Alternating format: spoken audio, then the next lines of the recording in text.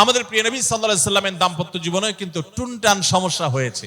আপনারা মনে করতে পারেন নবী সাল্লাল্লাহু আলাইহি সাল্লামের ঘর, ওনার স্ত্রীগণ সাহাবী, তারা উম্মুল মুমিনিন আমাদের মা, এত মর্যাদাবান মানুষ তারা, তাদের আবার ঝামেলা হয়েছে।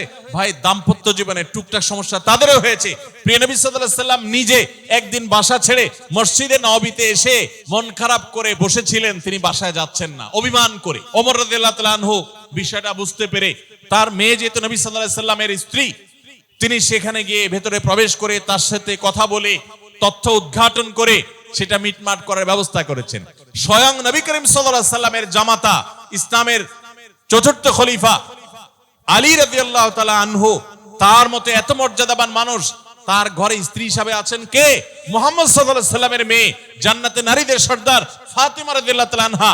এত বড় মানুষ তারা, স্বামী স্ত্রী দুইজন, দুই দিককার নেতৃত্বে, একজন যুবকদের নেতৃত্ব দিবে, আরেকজন জান্নাতি যুবতীদের, নারীদের নেতৃত্ব দিবে। এত বড় মর্যাদাবান মানুষ, তাদেরও দাম্পত্য জীবনে কিন্তু টুনটান হয়েছে। একবার আলী রাদিয়াল্লাহু তাআলা আনহু এসে মসজিদে টানটান হয়ে শুয়েছিলেন মাটিতে, মনটা খারাপ, ঘরে একটু হালকা ঝামেলা হয়েছে, তো এই জন্য মসজিদে নববীতে এসে মাটিতে শুয়ে আছে। নবী করিম সাল্লাল্লাহু আলাইহি ওয়াসাল্লাম দেখে বুঝতে পেরেছেন, টের পেয়ে গেছেন যে কিছু একটা হয়েছে বাসায়।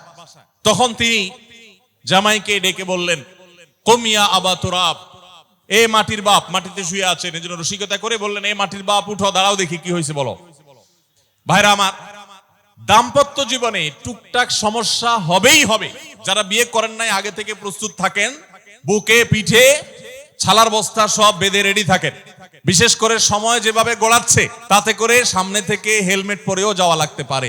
শুধু যাওয়া না, বাসায় ঢোকার সময় বাইক থেকে নামার পর হেলমেটটা আগে খুলবেন না, আগে যা বুঝবেন পরিস্থিতি কি, তারপর হেলমেট খুলবেন। দাম্পত্য জীবনে টুকটাক সমস্যা হবেই, এটা প্রত্যাশিত, মনে রাখবেন। এই জিনিসটা যদি আপনি আগে থেকে মাথায় রাখেন, তাহলে আপনার কষ্ট অনেকখানি দূর হয়ে যাবে।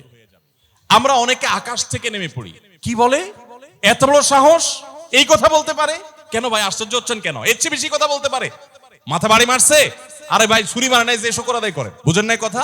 একই কথা বোনদের জন্য প্রযোজ্য। আমার মা বোন যারা শুনছেন তাদেরকেও বলছি, আপনার স্বামীর একটা কথা শুনে আপনি আকাশ থেকে নেমে পড়ছেন, আকাশ ভেঙে পড়ছে মাথার উপরে, কি এটা বললো সে, আপনি ডিপ্রেসড হয়ে যাচ্ছেন। আরে বোন ডিপ্রেসড হচ্ছেন কেন?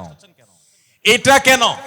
আরো শক্ত কথা আপনাকে বলতে পারে, এটা আপনি মাথায় রাখেন। কারণ দিন শেষে তিনি মানুষ, তার ভুল হতে পারে, একটা সময় তিনি তার ভুল বুঝতে পারেন।